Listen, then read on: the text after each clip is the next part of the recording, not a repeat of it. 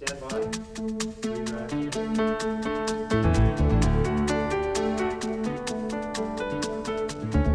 Hello and welcome to In Conversation. This program features conversations with prominent guests appearing on our CSULB campus. I'm Art Levine, faculty member from the College of Business Administration. Our guest today is investigative journalist Seymour Hersh. Mr. Hersh is a Pulitzer Prize-winning journalist and author of 8 books. He has also received 5 George Polk Awards, a prestigious journalistic honor and the most of any journalist in history. Mr. Hersh, welcome to Cal State Long Beach. Glad to be here. We're delighted you're here as part of our Distinguished Speaker Series, and your career embodies the highest traditions of the press, doing investigative journalism and functioning as a check and balance on government. Tell us what is the most satisfying part of what you do? Well, you know, I love all my children. I've written a lot of books, and I think we have a bad bargain in America right now. Basically, if you really want to know, I think all of us are very loyal to our country. All of us if the President of the United States wants to take our sons and daughters into the armed forces and send them off to kill and be killed in the name of America, we say okay. And in return, we sort of understand that the guys running the government, the Kissingers and the Nixons and the Bushes, don't often tell us the truth and aren't often very straightforward with us, even as they send our children off into combat. And so what I just try and do is hold these guys to the highest possible standard, the same standard I hold people in my family to. I don't like lying. I don't want to lie to my children. I don't want them to lie to me. So what I try and do is simply that, and is just say these guys should be held accountable, and that's it in a nutshell. The framers, in their wisdom, gave special protection to the press under the Constitution. And the press does have both the right and the responsibility to report on what's happening. With all the cutbacks in the media today, and we read about cutbacks in newspapers, we read it on television, do you think the press is fulfilling that historic function? You know, when I worked for many years at the New York Times, and I had a wonderful editor named Abe Rosenthal, who was personally sort of to the right of very conservative. And he used to always come and pat me. When he came to the Washington Bureau, he'd pat me on my head and say, "How's my little commie today? What do you have for me? What do you have for me?" He wanted stories. And the way it would work is I'd write stories, and the government sometimes, this is in the 70s, all during the Nick Watergate years and during the Vietnam War, and the government would come saying, you know, telling us that if you publish that story, Mr. Rosenthal, the Russians will be airlifting troops into the foothills of San Francisco. You know, national security is at a risk. And in every case, he made the call. That's what makes America so special, the First Amendment. There's no bar. It doesn't matter whether it's secret, top secret, special compartment intelligence.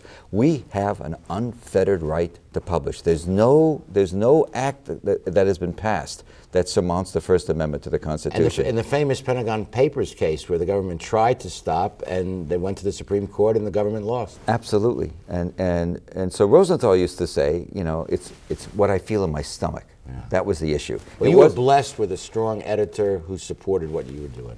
And you can't understand how important that is. What happened now, and the failure now, isn't about cutbacks. What you have is, after 9/11, we joined the team.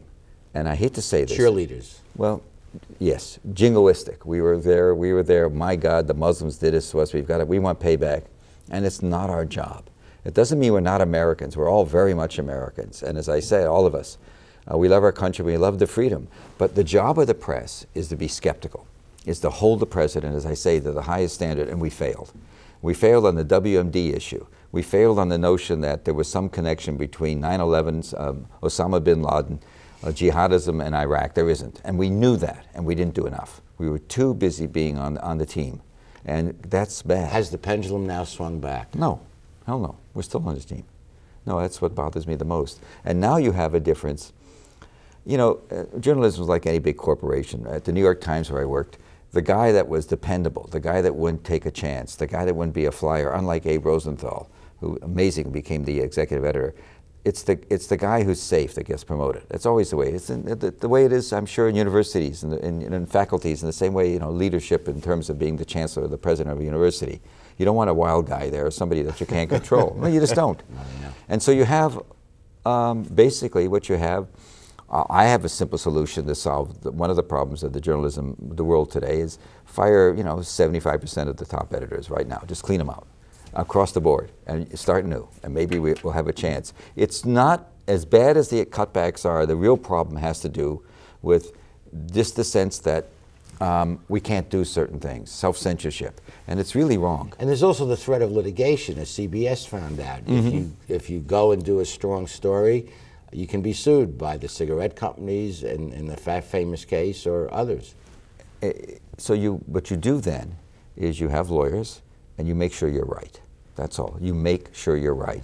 And as you know, I've been working for the New Yorker for 7, 8 years, and before 9/11, I did a story involving a major oil company that was buying, after the Russian government collapsed, after the fall of communism, they were buying oil from illegally for a buck a barrel, $1 a barrel, and making millions. One of the major oil companies. And I think the week before we published, I think we had 7 letters from 7 different prominent New York law firms on behalf of various people I was writing about threatening us. And we still published because we knew we were basically right. So and nobody sued. So threats go with the territory of what you do. If you do it right, But one thing about, people wonder why more money isn't invested, for example, in the euro or other currencies. The reason people still invest in the American dollar, even though we're diminished, is we have a tremendously strong legal system here. And the legal protection for investors is great. And every lawyer will tell you there's no system like the American system in terms of going after wrongdoing. You have a lot of legal rights, a lot of avenues. And so that's all there is to it. Do you think this protection that you refer to in our legal system is neutral as far as left and right? There's a discussion of appointing Supreme Court justices who support abortion, who oppose it and all. Do you think there's a consensus on both sides to protect the press? It's a hell of a question. I don't know. The answer is I don't know. I don't know. I haven't really thought about it. I do know that. Because that would be a great danger to the Republic. Money's neutral. One thing I will tell you, money is neutral. When it comes to investing here and knowing you'll be protected in terms of large-scale investments, it'll be neutral. When you get into other issues, social issues involving the court, it's a whole different ballgame. You were a reporter for the New York Times and did distinguished work there, and yet you left the New York Times in 1979, Right. I was reading in your resume, and for the last almost 30 years you've been a freelance journalist. Is that a lifestyle that you prefer? And why? No, particularly now, I wouldn't recommend it to anybody because it's dicey. The economy's, in the toilet, as they say, to put it mildly. And so, no. I like to write books, and I wrote a bunch of movies in the 80s. I did all sorts of different stuff. It's fun to do different things. And I had been sort of the great avenger for the New York Times, going after on the Vietnam War and on Bush and organized crime stuff. I have to tell you something. I've been a reporter for about 45 years. And you started as a police reporter. I was a police reporter in Chicago. I saw a lot of stiffs in my life, a lot of dead bodies. Anyway, and a lot of corruption. Some are still alive, actually. Well, but in all those years, writing about organized crime, writing about mass murder in My Lai, the My Lai massacre, writing about Abu Ghraib, the prison stuff, and all the wrongdoing that goes on. In 45 years, I've never met anybody who thought he did anything wrong.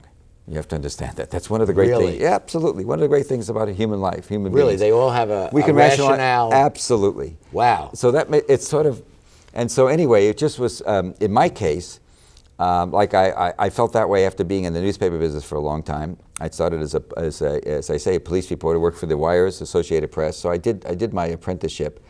I felt the same way then as I feel now about, I've been doing 9/11 since 9/11. No other story. I've got 1 or 2 more to do for the New Yorker. If the election turns out the way the poll says it will, and if he gets through the inauguration, I think I'm just going to go off and do something totally different. I wish I were a good enough golfer. I'd be a pro golfer. Just to get out of it. Changing is always good. Change is good. Well,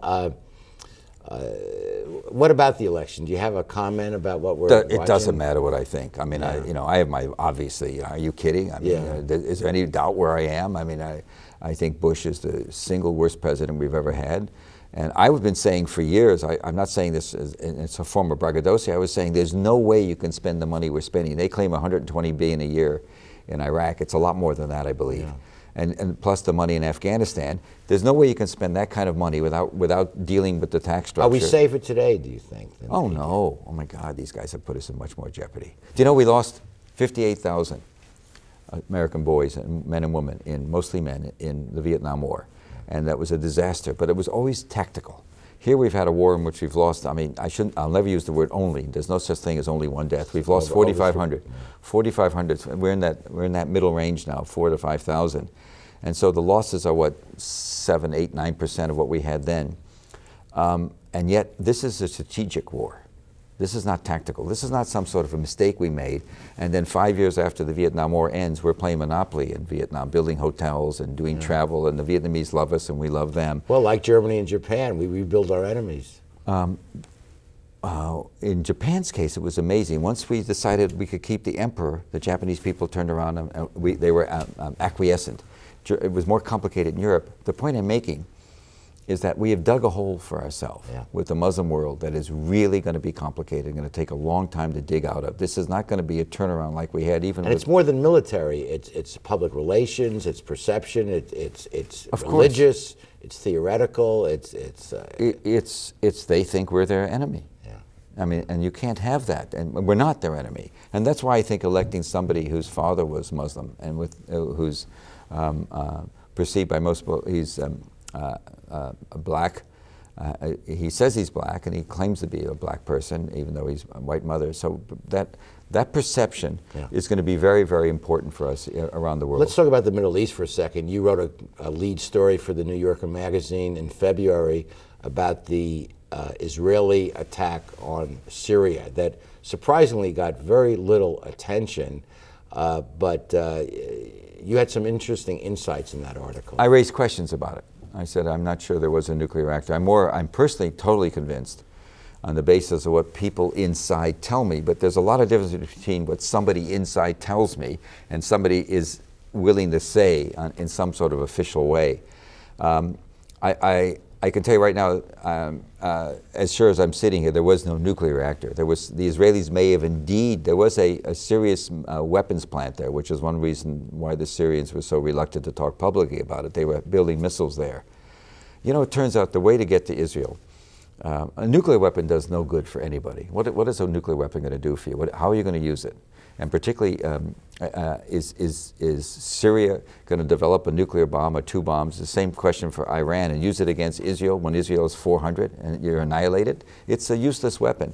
What the Syrians learned in the 2006 war in Lebanon, if you remember, Israel invaded Lebanon and got beat back by the Hezbollah, the Party of God.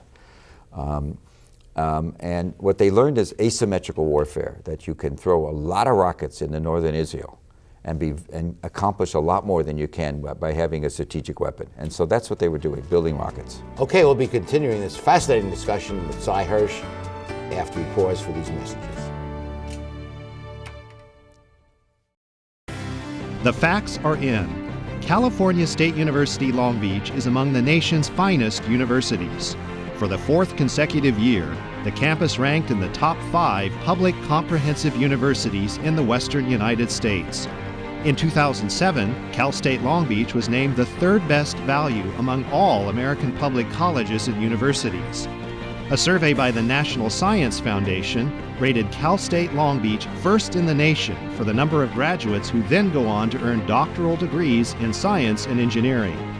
Offering full scholarships to high school valedictorians and National Merit Scholars, Cal State Long Beach sponsors the premier President's Scholars Program in California.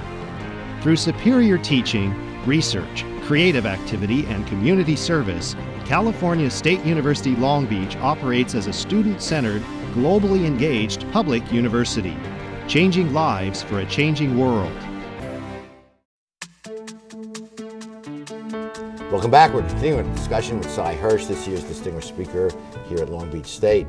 Sy, another cover story you wrote at the New Yorker this year about Bush military plans to possibly attack Iran with nuclear weapons. Give us a sense of your thinking on that. Well, look, I think I'm wrong. I don't think it's going to happen. By the way, I never said they would. I just said they wanted to. But for 3 years now, I've been basically been a Johnny One Note. You know, Chicken Little, the sky is falling, the sky is falling. Because inside the White House, I do know this. It's almost, the string is almost out now on this administration. But obviously, I have people who are inside the White House, inside Dick Cheney's office. People talk to me, people who know what's going on. And for years, both Bush and Cheney have been absolutely convinced that Iran's the existential enemy, just like the Israelis believe that, and that we cannot tolerate a nuclear-armed Iran. And no matter what the intelligence community says, and if you remember, about a year ago, last December, there was a national intelligence estimate put out by the community as a whole, studied to death and very nervously, that said no evidence that Iran is weaponized. Yes, they may be enriching uranium, but they haven't done anything to make a weapon since '03, 5 years ago. Pretty amazing, definitive statement. Cheney and Bush's position internally on that is, we don't buy it. We know that they're going to get a bomb, and we know if they get a bomb, they're going to get somebody like Hezbollah, the Party of God in northern Lebanon, the jihadist group, the Shia group there. At one time major terrorist group, but now Hezbollah is working internally inside the government of Lebanon. But at one point, they were certainly very tough customers. And Cheney and Bush believe that basically that we're just a week or a day away from a bomb in America. But you know the old saying, one nuclear bomb can ruin your whole day, and with miniature nuclear devices Absolutely. and backpacks and all. There was a wonderful movie that game planned that. Isn't that a real existential threat to the United States, that a terrorist group without a home address can get a hold of one of these things and Absolutely. ignite one in an American city? Absolutely. It just doesn't happen to be Iran, that's all. I mean, I think the more likely the most likely scenario of a bomb coming that way would be from Pakistan. Yeah. The Pakistanis have been making bombs, we know, since the 80s. And not only that, we also definitively know that they've miniaturized. Wow. You know, making a bomb, enriching the material is hard enough. Actually fabricating a warhead and doing you have to make a small little compact warhead, you have to have thousands of explosives around it. You get a reaction by crushing it all at once, the nanoseconds. You got to hit the right time. Really complicated. And so the PACs are the more likely people, I would think, that if you're going to have a loose bomb. You've been pretty tough on the Bush administration. I'd say that's understatement. But let me just play devil's advocate here. Everyone after 9/11 thought it would be inevitable to have another major attack, and yet we haven't had it. And many people ask, how come? What happened is if you really go and start talking to people, you know, as I'm long of tooth, I've been around doing national security stuff for a long time. There was a total, complete panic in the beginning that was totally explicable. You could understand it. You could understand why the day after 9/11, they decided they were going to start wiring up people in the United States, beginning to eavesdrop, violation of the Constitution and the law, because they were in a panic. They thought they were getting reports that Chicago may go down, that there were cells, that this was a terrorist cell that had been obviously operating certainly in the East Coast for months without being detected. And we are vulnerable because we're an open society, and there are chemical plants, there are pipelines, there are all kinds of targets. There are ports right here in Long Beach. Having said all that, the fact of the matter is that within 3 weeks, the American intelligence community was able to say to the White House, look, these 19 guys, 15 of them were Saudis. These 19 guys were the equivalent of a pickup basketball team that went to the Final Four, or a bunch of guys in the neighborhood that got to the World Cup in soccer. They were just lucky. They're not all over the world. They're not all over the United States. They're not cells. We've been checking it hard. There was a panic that existed for weeks. Within weeks, they were getting that report. The White House still made an assumption, which you can argue is rational, that we have to wire up a lot of people. And what happened in the whole eavesdropping thing that so dominates the news even again now, because there's reports they were monitoring just recently, American soldiers calling home. What happened is they wired up a lot of people. And then within a few weeks, when nothing else happened, it was clear we weren't going to have another immediate crisis, that these guys had one-time trick, one-time pony this was. At least a lot of people thought so.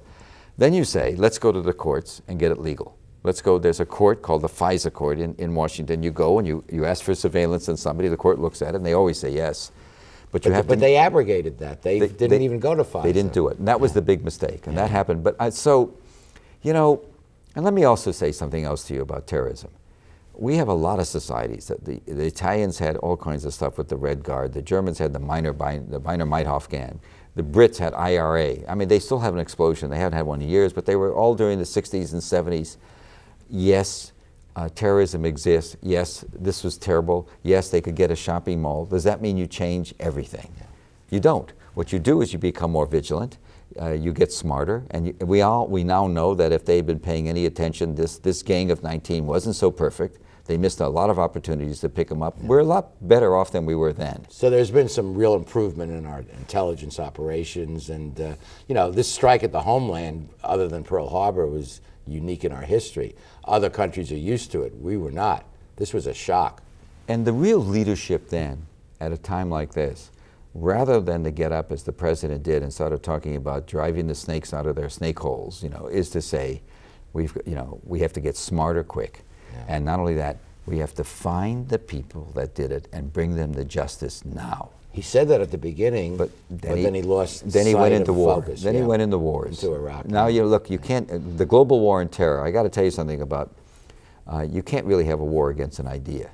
Yeah. We like to call things war against this, poverty, Right. hunger. This Never works. Yeah, yeah. Let's talk a moment about sources, because key to what you do is having sources that trust you, that know you won't blow them, their anonymity. And over your many years, you've developed a coterie of sources where you trust each other. Speak to the moment about the importance of sources and the protection that the legal provides. We have this wonderful thing in the American law, which is it's a famous libel case, the New York Times versus Sullivan.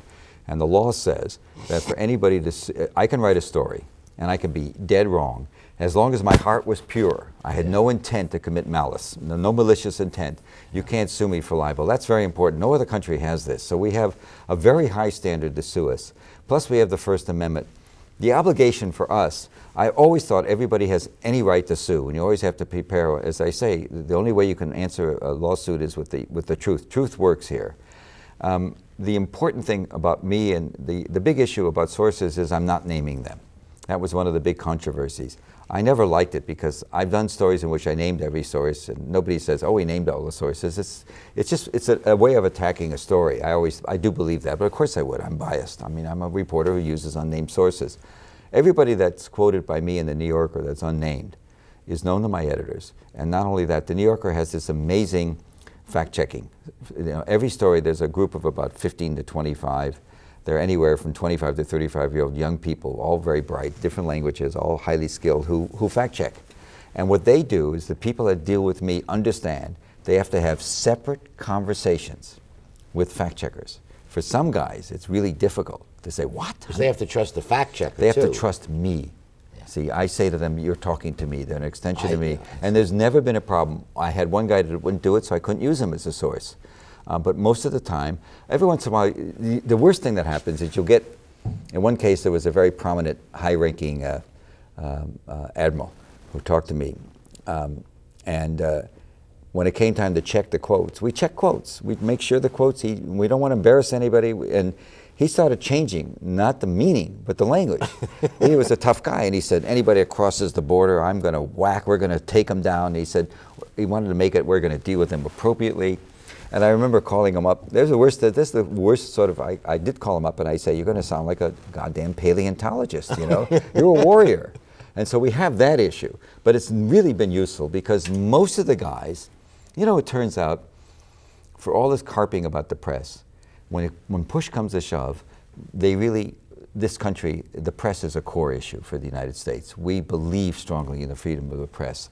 And the guys, the idea of somebody inside the community even, getting a chance to make sure that the story is accurate and that they're not in any way compromised, that there's some guy, I might interview a guy in August for a story that comes out in October. Say, I worked months on a story, and maybe in between August and October, he's used the phrase that he used with me at a meeting at the White House, maybe a week earlier. So he gets a chance to hear what I'm going to quote him as saying, and he can say, oh my God, you can't say that, I just used that. And now people use the same, one guy's everybody has the same figures of speech, and so aphorisms, and so but let me just say this: people really like the idea that you're leaning over backwards to be accurate. And what I do is I sort of jokingly call myself a full service organization in that sense. If you give me a good tip, I can make it better. I can take what you tell me and go to other people and come back to you and say, here's the other side of what you were hearing. And what you do provides, I think, a unique outlet for people who are in the administration but oppose some of the things that the administration is doing, to have a channel of communicating that. Without violating secrecy. But let me say this to you. Most 99.99% of the people in the world want to do their job right. And we have tremendous people. There's nothing, look, in the Marine Corps in particular always amazes me, because you get some of the generals, they're either the dumbest you've ever met or the brightest. You get some really, really smart people in the military. And in the system, in the intelligence agencies, you get people who are really dedicated, who love their country. And suppose you've spent 23 years working for your country, and you're assigned by your agency to be the liaison in the White House, and you don't like what's going on. What do? You can't quit. You don't want to quit. You think you want to stay in there and make it better. Call Cy. Sometimes it works. Just call Cy. Well, sometimes it's a way of trying to cope with the system when you have this kind of craziness going on in the White House. We just have a minute or two left, Cy. You've had a distinguished career. Your view of the future, are we going to be able to get a handle on this existential war against terrorism that we're in, and how will the United States be in 10 years? A lot depends on the selection. If it goes the way it does, and he does what he's capable of doing, he's a very bright man. Obama, very, very bright. Brighter than most of the people around him. That I've been told by people who work for him. And I'm in Washington, I know that world. I think we'll go a long way. Look, international terrorism, the Muslim community, there's nothing in the Koran that supports what's going on. Right. They despise bin Laden just as much as we do. 99.9999% of the Muslim world, I travel all over the Middle East. Everybody still wants to send kids to school here. They go to London now, they go to Europe, but they still want to, this is still a beacon. America is a very special place. Muslims have been coming here, and they get a house in the suburbs, and they can practice their religion. They come this way, not the other way. It's great. We still do. Cy Hersh, thank you so much for all that you've done in your career. Thank you for being here at Long Beach State for this special program, and thank you for joining us on In Conversation. Thank you for having me. Okay.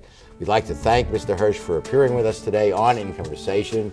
And Mr. Hersh has been visiting our campus as part of the Distinguished Speaker Series.